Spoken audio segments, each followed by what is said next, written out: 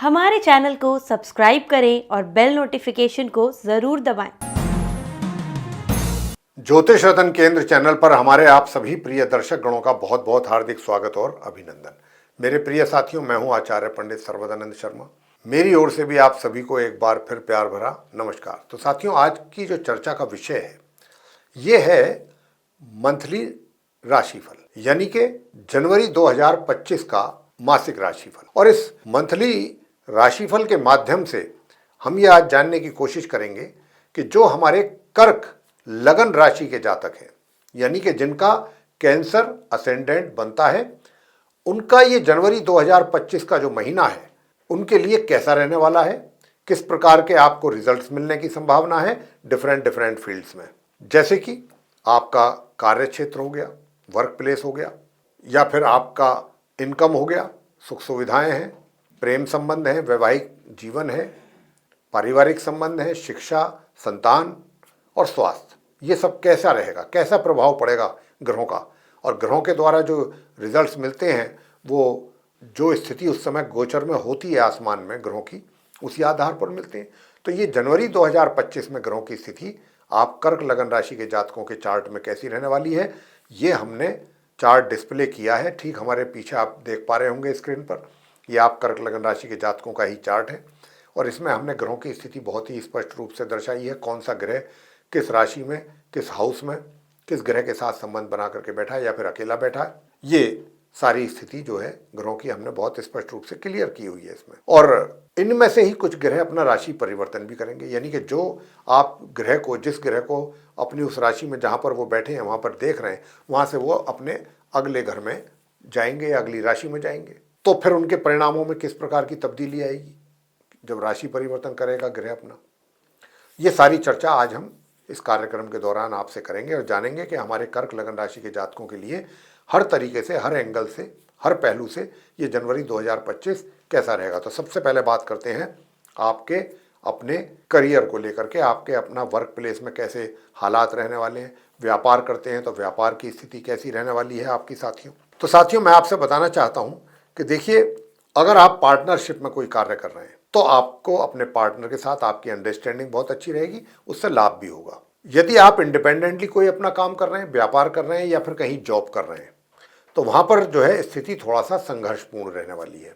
और संघर्षपूर्ण स्थिति के साथ साथ दूसरी बात क्या है कि रिजल्ट्स आपको जो मिलने चाहिए उनमें भी कमी, हालात भी संघर्षपूर्ण रहने की ओर इशारा ग्रहों के द्वारा मिल रहा है। लेकिन उससे आपको परेशान होने की आवश्यकता नहीं है, क्योंकि देखिए, संघर्ष तो जीवन का हिस्सा है। संघर्ष से ही जीवन हमारा संवरता है, ये तो हम सब जानते हैं। तो यहाँ पर संघर्ष करना आपके लिए मैं समझता हूँ कि काफ़ी अनिवार्य है। वैसे जहाँ एक तरफ संघर्ष पर मैं इतना जोर दे रहा हूँ, वो क्यों दे रहा हूँ, वो इसलिए दे रहा हूँ कि आप कर्क लगन राशि के जातकों के लिए जो केतु हैं, जहाँ पर उनकी इस समय पोजीशन है, जो बैठे हुए हैं, वो आपके स्वभाव में आलस्य पैदा करेंगे, आलसी स्वभाव। यानी कि भाई इतनी मेहनत नहीं हो पाएगी, इतनी हमसे नहीं हो पाएगी, इतनी हम नहीं कर पाएंगे, और या फिर आज का कार्य शाम को करेंगे, सुबह का, शाम आई तो सुबह करेंगे, आज का कल करेंगे, कल आया तो परसों करेंगे, ये स्थिति रहने वाली है। तो ऐसे अगर मानसिक स्थिति रहेगी और ऐसा आलसी स्वभाव अगर रहेगा तो संघर्ष तो हुआ नहीं, मेहनत तो हुई नहीं, और जब मेहनत नहीं होगी तो भाग्य भी सपोर्ट नहीं करेगा पूरी तरह से, और आपको रिजल्ट्स भी नहीं मिलेंगे जो मिलने चाहिए थे।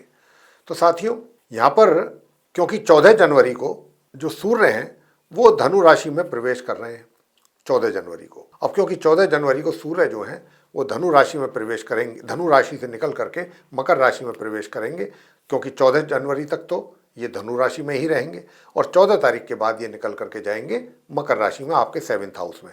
वहाँ पर ये 24 जनवरी से माह के अंत तक अपने समग्रह बुध के साथ भी रहेंगे। तो मैं कह सकता हूँ कि आपके व्यापार में या आपके पार्टनरशिप में और अच्छा लाभ कराएंगे 14 जनवरी के बाद। और जब ये आपको लाभ कराएंगे तो निश्चित रूप से आपका मन प्रसन्न होगा।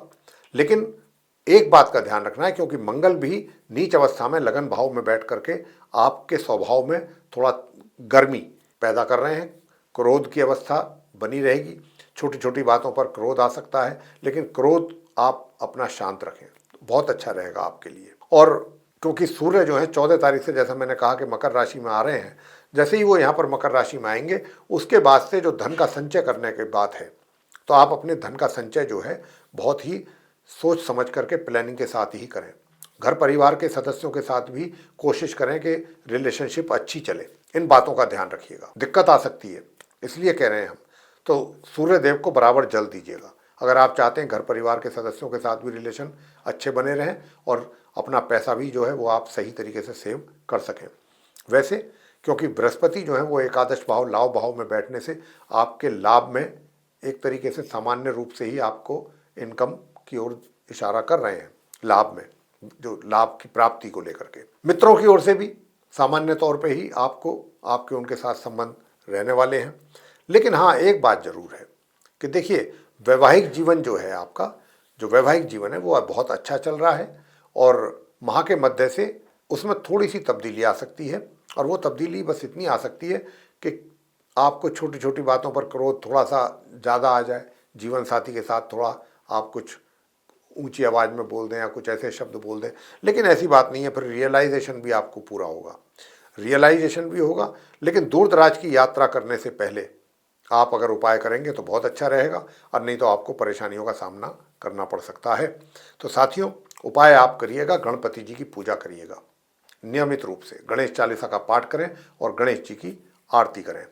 साथ ही आपको हनुमान चालीसा का भी पाठ नियमित रूप से जरूर करना चाहिए, तभी आपके लिए संबंध, आपके जो है एक तरीके से वैवाहिक संबंध भी जो है अच्छे रहेंगे।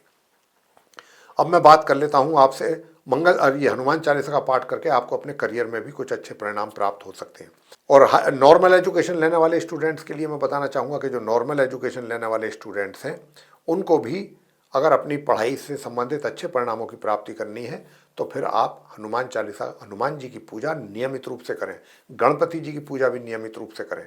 ये आप भगवान गणपति जी और भगवान हनुमान जी की पूजा करते रहिएगा पूरे महीने, अगर आप चाहते हैं। वैसे मैं आपसे बताना चाहूँगा कि शत्रु जो हैं शांति रहेंगे लगभग पूरे महीने, और रोग भी शांत रहेंगे तकरीबन। स्वास्थ्य आपका सामान्य बना रहेगा। वैसे साथियों, मैं बताना चाहूँगा कि अगर आप प्रेम संबंधों की मैं बात करूँ तो प्रेम संबंध भी आपके काफ़ी अच्छे तरीके से चलते रहेंगे, और ये संबंध जो हैं महीने के अंत तक ही चलेंगे अच्छे, अगर आपके कहीं पर प्रेम संबंध बने हुए हैं या आप लिव इन रिलेशन में रह रहे हैं। वैवाहिक जीवन में बस थोड़ा सा इतना है कि अपने जीवन साथी के थोड़ा सा स्वास्थ्य पर ध्यान रखिएगा, स्वास्थ्य में कुछ कमी देखने में आ सकती है। और पराक्रम हम आपको बता ही चुके हैं। और देखिएगा, क्योंकि बात यह है कि अगर आप चाहते हैं कि हायर स्टडीज़ करने वाले स्टूडेंट्स को भी कुछ अच्छे परिणामों की प्राप्ति हो, तो उसके लिए फिर आप भगवान शंकर जी पर प्रत्येक शनिवार भगवान शंकर जी पर आप जल चढ़ा करके ऊपर से काले तिल भी जरूर चढ़ा दें प्रत्येक शनिवार पूरे महीने। तो साथियों, ये जो स्थिति है आपकी तभी सही हो सकती है जब आप इन उपायों को भी करें। अब हम आपको बताना चाहेंगे कि देखिए, आपके घर के जो बड़े बुजुर्ग हैं उनके साथ आपका कैसा रहेगा इस महीने। तो उनके साथ भी संबंध बहुत अच्छे रहेंगे, किसी प्रकार की कोई ज़्यादा परेशानी नहीं रहेगी आपसी तालमेल में। हमने कहा आपसे कि देखिए, थोड़ा सा जो आपके फैमिली मेंबर्स हैं उनके साथ थोड़ी समस्या रह सकती है, तो लेकिन उसके लिए उपाय भी आपको दिया है, उपाय आप करिएगा। सूर्यदेव को जल दीजिएगा, सूर्यदेव को अगर आप जल देते रहेंगे तांबे के पात्र से तो उसमें भी सुधार आपको मिलेगा देखने में। और संतान की बात अगर करें कि संतान की ओर से भी माता पिता को परिणामों की प्राप्ति तभी संभव है, अच्छे परिणामों की, कि जब आप नियमित रूप से हनुमान जी की पूजा करेंगे। वैसे अगर आपने हनुमान जी की पूजा करी, इस उपाय को भी किया, तो बहुत अच्छे परिणाम आ सकते हैं, चाहे नॉर्मल एजुकेशन लेने वाले स्टूडेंट्स हैं या फिर संतान के द्वारा माता पिता को मिलने वाले रिजल्ट्स की बात करें, दोनों में ही वृद्धि होगी अच्छे परिणामों में। अब बात करते हैं स्वास्थ्य को लेकर के। स्वास्थ्य आपका अच्छा रहेगा और विरोधी भी एक तरीके से शांति ही बने रहेंगे। तो साथियों, बस शॉर्ट डिस्टेंस जर्नी करना है तो फिर उसको करने से पहले, जैसा मैंने कहा, अगर आप गणपति जी की भी पूजा कर रहे हैं तो चाहे फिर शॉर्ट डिस्टेंस जर्नी हो या फिर लॉन्ग डिस्टेंस जर्नी हो, अगर नियमित रूप से आप गणपति जी की पूजा कर रहे हैं, गणेश चालीसा का पाठ कर रहे हैं, गणपति जी की आरती कर रहे हैं, तो निश्चित रूप से आपको अच्छे परिणाम प्राप्त होंगे। चाहे आप छोटी दूरी की यात्रा कर रहे हैं या लंबी दूरी की। वैसे मैंने जैसा कहा कि धन का संचय करने के लिए सूर्य देव को जल जरूर देना चाहिए ताकि अच्छी जगह आपका पैसा इन्वेस्ट हो सके, अच्छा रिटर्न मिल सके और धन का आगमन आपको सही हो सके।